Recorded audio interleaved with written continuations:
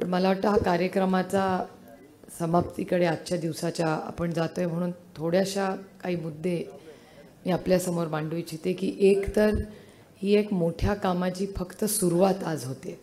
त्यामुळे मी सकाळी जसं सुचवलं तसं कोणीतरी ही मूठ बांधायची फुल टाईम जबाबदारी व्यासपीठापैकी कोणीतरी एक घ्यावी आणि एक त्याचा एक छोटासा एक ग्रुप बनवावा. प्रतिभाताई आपण जसा ट्रायबलचा केला आहे तसं एक 4-5 लोकांचा जर ग्रुप झाला तर त्या ग्रुपनी जबाबदारी करून वर्षातून एकदा आपण सगळ्यांनी एका ठरलेल्या दिवशी चव्हाण सेंटरला भेटलंच पाहिजे आणि ती तारीख वर्षाची एक ठेवा म्हणजे प्रत्येकाला कळेल की ह्या दिवशी हा कार्यक्रम वर्षातून एकदा होतोच होतो. हा एक शिस्त आपण स्वतःला लावून घेऊया.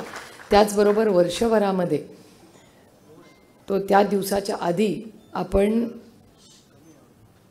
अराजकीय म्हणजे मगाशी मला वाटतं वारे सर आपल्या बोलण्यात असं आलं की पक्षाच्या लोकांची आणि आपल्या सगळ्यांची त्या नात्यामध्ये अजून जवळीक आली पाहिजे. मला असं वाटतं ह्या व्यासपीठावरनं आपण पक्ष आणि आपण ह्याच्यात थोडा गल्लत करायला नको असं माझं वैयक्तिक मत आहे. आणि त्याच्यात आपण सगळेच म्हणजे मीही एका राजकीय पक्षात काम करत असले तरी यशवंतराव चव्हाण सेंटरच्या कामात पक्षाचं काम ह्याच्यात आपण गल्लत करत नाही. तर माझी आपल्याला विनंती राहील की स्थानिक जो कोणी असेल जबाबदार आपल्या विचाराचा त्याच्याशी नातं आपण जोडूया. त्याला वैचारिक असं मला वाटतं आपण त्याचा विचार त्या पद्धतीने करावा. आणि 6 डिव्हिजनला मी आपल्याला म्हणलं तसं की ह्या मीटिंग मी विकास लवांडेंना अशी विनंती करीन की आपली जी ॲन्युअल तारीख होईल त्याच्या आधी आपण वर्षभरात 7 रेव्हेन्यू डिव्हिजन्सला मीटिंग तिथे झाल्या पाहिजेत. कारण का कदाचित सगळे लोक जी इच्छुक असतील त्यांना आज येणं शक्य नसेल किंवा त्यांना तुम्ही इन्क्लूड छोटा मोठा एखादा तिथे महत्त्वाचा व्यक्ती असेल तो कदाचित यावेळेस राहून गेला असेल तर त्या सगळ्यांना आपण एकत्र केलं पाहिजे. कारण का हे खूप मोठं एक आंदोलन आहे. तुम्ही म्हणला तसं सत्ता कुणाची असू दे पण काही कामं ही सत्तेच्या बाहेर राहूनच एक थर्ड पार्टी म्हणून आपण केली पाहिजेत. म्हणजे बाबा आढावांचं जे दबावतंत्र आहे कुठल्याही विचाराचा मुख्यमंत्री असो बाबा जेव्हा आंदोलनाला बसतात त्या मुख्यमंत्र्याला वाटतं आपण पहिल्या 10 मिनिटातच त्याला फोन करावा. कारण का त्याच्यामागे खूप कष्ट आहेत खूप मोठं त्यांचं काम त्याच्यामागे आहे. त्यामुळे हा ग्रुप करून माझी अपेक्षा आहे की फार इलेक्शन फार मतं ह्याच्यामध्ये फार न पडता एक चांगलं सामाजिक काम आणि मंत्रालयावर चांगल्या पद्धतीचा अंकुश आणि दबावतंत्र ह्या ग्रुपनी ठेवावा. कुणाचीही सत्ता असली तरी म्हणजे आमचीही सत्ता असली तरी आपण आम्हाला जाब विचारला पाहिजे की नक्की तुमचं काय चाललं आहे. तसं आम्ही होऊ देणार नाही तो भाग वेगळा पण तरी एक चेक्स अँड बॅलन्सेस हे समाजात हे असलेच पाहिजेत. आणि एस टीचा उल्लेख झाला मगाशी. एस टी हा माझ्यासाठी अतिशय जिव्हाळ्याचा विषय. कारण का माझ्याही लोकसभा मतदारसंघात अनेक वेळा युवक युवती मला भेटतात आणि ताई एस टी 2 तास उशिरा झाली पण माझा पेपर चुकला. आता त्या मुलीची किंवा मुलाची काय चूक की फक्त त्याला एस टी वेळेवर आली नाही म्हणून पेपर राहून गेला. त्यामुळे मी तुम्हाला शब्द देते महाविकास आघाडीचं सरकार आल्यावर सगळ्यात मोठं एक वेळ मेट्रो आम्ही 6 महिने ज्याला 18,000 कोटी रुपये एका शहरामध्ये पुण्याची मेट्रो 18,000 कोटी रुपयाची आहे. त्याचं काम राहील. मी मेट्रोच्या विरोधात नाही पण पुरणपोळी खायच्या आधी ती वरण भात भाजीपाला तर खायला पाहिजे. हे डायरेक्ट पुरणपोळीवर किंवा मोदकच खायला घाईमध्ये असतात. त्याच्यामुळे ह्या राज्यामधली एस टी सुधारण्याची नैतिक जबाबदारी महाविकास आघाडीची असेल आणि त्याचा पुढाकार मी घेईन हा शब्द मी तुम्हाला देते जरी मी केंद्रात काम करत असले तर. कारण का काही मूलभूत गोष्टींमध्ये लक्ष घातलंच पाहिजे. कोणी मगाशी न्यू एज्युकेशन पॉलिसीबद्दल आपण बोलला अगदी बरोबर आहे तुमचा मुद्दा. तामिळनाडूनी पूर्णपणे न्यू एज्युकेशन पॉलिसीला रिजेक्ट केलेला आहे. तामिळनाडूचं म्हणणं आहे की हे लादू नका आमच्यावर आपण एकत्र काम करू. तुम्ही काही सूचना करा आमच्याही तुम्ही ऐका पण लादू नका आमच्यावर. त्यांच्या भाषेवर वगैरे आपला तसा काही विषय नाही आहे. पण न्यू एज्युकेशन पॉलिसीबद्दल माझीही आणि यशवंतराव चव्हाण सेंटरच्या माध्यमातून अनेक ज्या कॉन्फरन्सेस होतात त्याच्यात खूप मतभेद आहेत.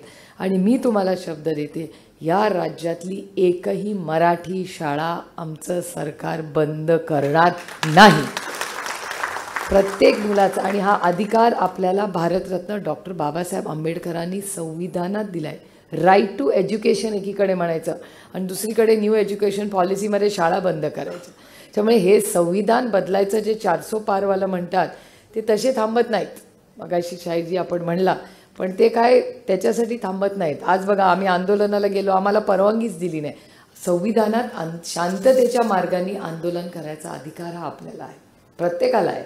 उद्या आमचं सरकार आलं तर कोणी आंदोलन करू शकतो, मी तर त्याचं स्वागत करीन. कारण की एका सशक्त लोकशाहीमध्ये आंदोलन करायचा अधिकार हा प्रत्येक व्यक्तीला आहे. त्यामुळे हे खूप गांभीर्याने घेण्यासारखे विषय आहेत. अनेक खूप वेगळ्या वेगळ्या शेतीवर विषय झाली, सोयाबीनवर किती प्रचंड अस्वस्थता आहे, कांद्यावर तर आदरणीय पवारसाहेब बोलतीलच, पण कांदा, दूध, सोयाबीन आणि कपास ह्याच्यावर सगळ्यात जास्ती माझी लढाई पियुष गोयलांबरोबर पार्लमेंटमध्ये झाली आहे. आणि पियुष गोयल नेहमी कॉमर्स मिनिस्टर म्हणायचे, अरे काय ते 2 जिल्ह्यांसाठी कशाला, 3 जिल्ह्यासाठी मी देश वेटीस धरणार नाही. बघितलं ना काय झालं. त्यामुळे ह्या गोष्टी, गव्हर्नन्स म्हणजे काय, सगळ्याचा सुवर्ण मध्य साधून प्रत्येकाला, तुम्ही नंबर्समध्ये कमी आहात म्हणून तुमच्यावर अन्याय करणं हे चुकीचं आहे. मगाशी आदिवासींबद्दल आपण बोलला, मला तो फक्त एक जरा क्लॅरिफिकेशन पाहिजे. कारण बजेटमधलं एका अगदा ऑफिशियल बजेट झालं की कुठलाही निधी कुठेही वापरता येत नाही. त्याच्यामुळे पण हा ह्यावेळी झालेला आहे. असं जर झालं असेल तर त्याचा तीव्र विरोध आपण सगळ्यांनी केला पाहिजे आणि अशा घटना होता कामा नये, ह्याच्यासाठी ताकदीने आपण लढलं पाहिजे. कुणाचंही सरकार असेल तर आदरणीय पवारसाहेबांनी या देशात पहिल्यांदा आदिवासींसाठी वेगळं बजेट आणलं आणि ते आणल्यानंतर त्याची अंमलबजावणी जर नियमितपणे होत नसेल तर मला वाटतं हा खूपच म्हणजे वेदना देणारा गोष्ट आहे. आणि आपलं सरकारला तुम्ही जे म्हणला की त्याचा जरूर आपण करू. असं असेल की एखादे कुठे भूकंप झाला, तिथे काय निधी लागा, क्रायसिस झाला, आता ताई काय वेगळं म्हणतायत, त्यांचं म्हणणं आहे काही पॉप्युलर स्कीम्ससाठी त्यांनी वळवलेलं आहे. पण तुम्ही हां तो पण वळवला, जाहिरातीला वळवलं. तुम्ही ते सगळा मला डेटा द्या, तो जर असेल तर त्याच्यासाठी काय आंदोलन करायचं ते मी जरूर करीन. पण मला असं वाटतं ज्या आदिवासींसाठी हा जर निधी कशासाठी वळवला असेल तर ते अतिशय चुकीचं आहे. आपण तो कायदा तुम्ही म्हणला तसं पूर्ण करू आपलं सरकार आल्यावर. कारण कुठल्याही एडचे, मग शिक्षणाचे पैसे उद्या तुम्ही जाहिरातीला वापराल, हे असं राज्य नाही चालत. राज्य हे नियम कायद्यानीच चालतं. आणि हा जो विस्कळीतपणा दुर्दैवाने आलेला आहे या राज्यामध्ये, म्हणजे मला आश्चर्य वाटलं. काल मला कोणीतरी आज सकाळी मला कोणीतरी म्हणलं की एवढे मोठे रस्त्यांसाठी कामं होत आहेत, काय उपयोग त्या रस्त्यांचा. म्हटलं नाही हो. ते म्हणले का नाही आपण असं करत की पुढची 5 वर्ष महाविकास आघाडीचा फोकस 2च गोष्टींवर असेल, एक म्हणजे आरोग्य आणि दुसरं म्हणजे शिक्षण. ह्याच्यावर पूर्ण ताकदीने आम्ही काम करून. अर्थातच सुरक्षितता हा एक खूप गंभीर विषय झालेला आहे. काल मला एक मुलगी भेटायला आली होती आणि मला खरंच तो एक खूप वेगळा अनुभव होता. ती मुलगी राहत होती दिल्लीमध्ये, ती आली मुंबईत राहायला आणि तिने मला असं सांगितलं की मला ना सुरक्षितता ही खूप वेगळा विषय. म्हटलं कसं काय. ती म्हणली मला दिल्लीत किंवा देशात फिरताना इतका मेंदू प्रोग्राम करावा लागतो की आता मी उबरमध्ये बसले, मी आता काय करू, आता मी लोकलमध्ये बसले, आता मी काय करू, आता मग मी दिवस रात्र काम करते तर मी घरी किती वाजता जाणार ह्याचा विचार करू. मी विचार करत होते की आजच्या नवीन पिढीला एवढा जर बारीक सुरक्षिततेचा विचार करायचा असेल तर ती किती इन्सिक्युअर वाटत असेल ते मी विचार करा. हा किती गंभीर विषय. मला असं वाटतं नागरिक सुरक्षितता, मग पुरुष असू दे किंवा महिला, ही नैतिक जबाबदारी जे कोणी सरकार असेल त्यांनी घेतलीच पाहिजे. कैलासवासी R.R. पाटील जेव्हा या राज्याचे गृहमंत्री होते तेव्हा त्या लेकींना का भीती वाटायची नाही आणि आता का वाटते. मला कुठल्याही सरकारवरही टीका करायची नाही, पण शेवटी आज जे सरकारमध्ये बसतात त्यांनी आत्मचिंतन केलं पाहिजे की महाराष्ट्रामध्ये महिला विरोधी एवढा अन्याय का होतोय. आणि हा माझा डेटा नाही आहे, महाराष्ट्र नाही केंद्र सरकारचा डेटा सांगतो. क्राईम अगेन्स्ट विमेन म्हणजे महिलांवर होणारे अत्याचार हे महाराष्ट्रात प्रचंड वाढलेले आहेत. जो सांप्रदायिक संतांच्या महाराष्ट्राला हे शोभत नाही. छत्रपतींचा, शाहू फुले आंबेडकरांच्या महाराष्ट्रात मला प्रचंड वेदना होतात की जेव्हा दिल्लीमध्ये आम्ही उभं राहतो आणि ते म्हणतात सगळ्या डेटामध्ये महाराष्ट्र सगळ्यात पुढे आहे, त्यामुळे या सगळ्या गोष्टींचा खूप गांभीर्याने आपल्याला विचार, इलेक्शन्स येतील जातील, पण महाराष्ट्र टिकला पाहिजे. आणि महाराष्ट्राच्या बद्दल माझं नेहमी मत असतं की महाराष्ट्र हा देशात दिशा देणारं राज्य राहिलेलं आहे. महत्त्वाचे कार्यक्रम नरेगा असेल, महिला आरक्षण असेल, हे सगळे कार्यक्रम महाराष्ट्राने देशाला दिले. आता देशाचे कार्यक्रम आपण घेतो असे दिवस आलेले आहेत. त्यामुळे हा बदल आपल्याला घडवायचा आहे. त्याच्यामुळे पुढचं जे काही इलेक्शनमध्ये प्रत्येकजण संविधानासाठी, म्हणजे हे इलेक्शन महाविकास आघाडी वर्सेस महायुती आहे मला वाटतं त्यांची, त्याचं नाही आहे.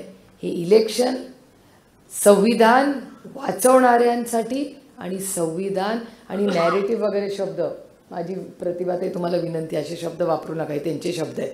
कारण का त्यांनीच एक हवा क्रिएट केली. ह्यांनी नॅरेटिव्ह, कसलं नॅरेटिव्ह सेट केलं, आम्ही सुशिक्षित आहोत, आम्ही वाचतो बघतो, त्याच्यावरनं भाषण आणि समाज समजतो. त्यामुळे त्यांना एक संधी मिळाली होती की ह्यांनी खोटा प्रचार केला. माझी त्यांच्याबरोबर किंवा त्यांच्या विचाराच्या कुठल्याही व्यक्तीवर कुठेही बसायची तयारी. मी तुम्हाला सांगते, मी पार्लमेंटमध्ये एक नाही 2-2 खासदार म्हणताना ऐकलेलं आहे की आम्हाला संविधान बदलायचं आहे, ज्या दिवशी 400 पार होतील आम्ही संविधान बदलणार, हे देशाने ऐकलेलं आहे. त्यामुळे नॅरेटिव्ह कसला हा, हे वास्तव आहे, हे सत्य आहे. तुम्ही मगाशी राम मंदिराबद्दल बोलला, प्रत्येकाची आस्था असतं तो विषय असेल, पण एवढं आस्थेने राम मंदिर बांधलं, ते गळलं कसं? संविधान, ज्या संविधानावर आपण पार्लमेंट, हो आम्हीच बघितलं आहे, ते बालद्या ठेवल्या होत्या संविधान. परवा समृद्धी महामार्ग, किती घटना, आणि परवाची तर भयान घटना होती. म्हणजे ज्या पद्धतीने माझी तर अपेक्षा होती की या राज्याच्या माननीय मुख्यमंत्री त्यांनी त्या शिक्षण मंत्र्याचा राजीनामा घ्यायला पाहिजे होतं, जेव्हा त्याला असं वाटलं हे काहीतरी वाईटातून चांगलं होतं. माझं तर म्हणणं आहे त्या व्यक्तीला फॉर्मच भरायला आपण दिला ना पाहिजे, ज्यांनी छत्रपतींचा अपमान केलेला आहे. माझं तरी वैयक्तिक मत. कारण महाराष्ट्रामध्ये जी एक वैचारिक बैठक होती, ते संस्कार होते, ते गेले कुठे? आणि हे प्रभू श्रीराम म्हणतात. मी प्रभू श्रीराम कधीच म्हणत नाही, मी मर्यादा पुरुषोत्तम राम म्हणते. कारण का मर्यादा ठेवणारा राम म्हणून देव आहे. आणि आपले गुरुजी म्हणले ही गोष्ट खरी आहे की आपण संतांना लोकांपर्यंत, पुढच्या पिढीपर्यंत पोचवायला विसरलो. पण बघा कशी असते, एक गंमत सांगते तुम्हाला. ज्या पद्धतीने मगाशी एका पत्रकाराने विचारलं, तुम्ही सारखं अदृश्य शक्ती म्हणताय, कोण आहे ही अदृश्य शक्ती? म्हणलं तर कळेल तुम्हाला अदृश्य शक्ती, सगळ्यांनाच कळले कोण आहे अदृश्य शक्ती ज्या देशामध्ये. पण हा देश अदृश्य शक्तीच्या जीवावर चालत नाही, तो संविधानानेच चालतो. आणि ती ताकद नेत्यांची नाही आहे, ती मायबाप जनतेची ताकद आहे. तुम्ही बघा, आता आमची लढाई तर कोर्टात चाललीच आहे. चिन्ह पक्ष, मागच्या वेळेस 1 वर्षापूर्वी मी ह्याच व्यासपीठावरनं, मला माहिती नव्हतं चिन्ह काय मिळणार आहे, पक्षाचं नाव नाही, चिन्ह नाही, काय नाही. मी आणि अमोलदादा एकामेकाला म्हणायचो कुठलं चिन्ह घेऊया. अमोलदादा म्हणायचा तुम्ही असं करा, तुम्ही कपबशी घ्या. म्हटलं तुम्ही काय घेणार? थोडं विचार करतोय, पंखा घेऊ, कपाट घेऊ, काय माहिती आता. अशा आमच्या चर्चा असायच्या. पण पांडुरंगाची इच्छा, रामकृष्ण हरी, आपल्याला तुतारी मिळाली. आणि एक वेगळं का, म्हणजे तुतारी काय, म्हणजे हा खरं हे व्यासपीठ नाही, पण शेवटी हा देश जेव्हा संविधानाने चालतो ना, तेव्हा ह्या गोष्टी होतात. आणि माझी लढाई ही आता लढाई का चालली आहे, कारण का त्या संविधानाच्या चौकटीच्या बाहेर. तर लोक मला म्हणतात, आता मिळाली ना तुतारी वाजवणारा माणूस, कशाला लढत राहता? ही लढाई आता पक्ष आणि त्यांच्या चिन्हाची नाहीच आहे, ते चिन्ह त्यांचं नाहीच आहे. ही नैतिकतेची लढाई आहे. आज तुम्ही पवार साहेबांवर हल्ला केला, उद्या दुसऱ्यावर करा, पण हे कुठेतरी थांबलं पाहिजे. कारण का हा देश त्यांच्या मनमानीने चालत नाही, कुणाच्याच आमच्याही मनमानीने नाही, तो संविधानानेच चालला पाहिजे. ह्याच्यासाठी या देशात संविधान आहे आणि त्याच्यासाठी आपण इथे आज जमलेलो. त्यामुळे कधी तुम्हाला आमच्यावर टीका करायचा, जसं मी म्हणते कोणीतरी टीका केली की म्हणते आम्ही टीका तुमच्यावर करतो, तेव्हा आमचंही टीका ऐकायची ताकद आमच्यात असली पाहिजे. ह्याला सशक्त लोकशाही म्हणतात. त्यामुळे दोन्ही बाजूंनी चांगल्या चर्चा झाल्या पाहिजेत. त्याच्यामुळे खूप मोठ्या कामाची एक चांगली सुरुवात आपण सगळे एकत्रपणे इथे करतोय. आणि ह्याची पूर्ण जबाबदारी मला वाटतं गायकवाडजी आहेत, विकास आहे, ह्या सगळ्यांनी अतिशय चांगल्या पद्धतीने गेल्या 1.5-2 महिने ज्या पद्धतीने संपूर्ण महाराष्ट्रात ते फिरले, तुमच्याशी गाठीभेटी घेतल्या, एक मन मोकळं करण्याचं तुमचं हक्काचं व्यासपीठ म्हणजे यशवंतराव चव्हाण सेंटर आहे. आणि मी पुन्हा सांगेन की ह्याचा कुठलाही राजकीय रंग नको. म्हणजे माझी अपेक्षा आहे तुम्ही राष्ट्रवादी काँग्रेस पक्षावरही वेळ आली आमच्याकडून चूक झाली तर टीका केली पाहिजे, ह्यालाच सशक्त लोकशाही म्हणतात। त्यामुळे आपण सगळे आलात, आपलं सगळ्यांचं स्वागत आहे। सगळ्यांची एकच विनंती आहे की सगळ्यांनी नोंदणी ही केली पाहिजे आणि जाताना काही सूचना हा कार्यक्रम सुधारण्यासाठी काय करता येतील किंवा ह्याच्यात अजून काही लोक वाढवण्याची गरज असली तर आपण ह्या सगळ्या सूचना जर आम्हाला केल्या लिखित पद्धतीने तर आम्हाला हा कार्यक्रम सुधारण्यासाठी आणखीन ताकद मिळेल। आपण आलात, पुन्हा एकदा आपलं मनापासून चव्हाण सेंटरमध्ये स्वागत करून आपली रजा घेते। जय हिंद, जय महाराष्ट्र। विकास लवांडे यांच्या करता करविता कार्यकर्ता या पुस्तकाच्या 3ऱ्या आवृत्तीचं प्रकाशन साहेबांच्या हस्ते या ठिकाणी होत आहे आणि गेल्या 6 महिन्यामध्ये या पुस्तकाची 3री आवृत्ती आलेली आहे। तर विकास मनपूर्वक सगळ्यांच्या वतीने अभिनंदन। बाहेर ते पुस्तक सवलतीत विक्रीलाही आहे, तर आपण जरूर ते बघावं। साहेबांच्या हस्ते त्या आवृत्तीचं प्रकाशन या ठिकाणी होत आहे।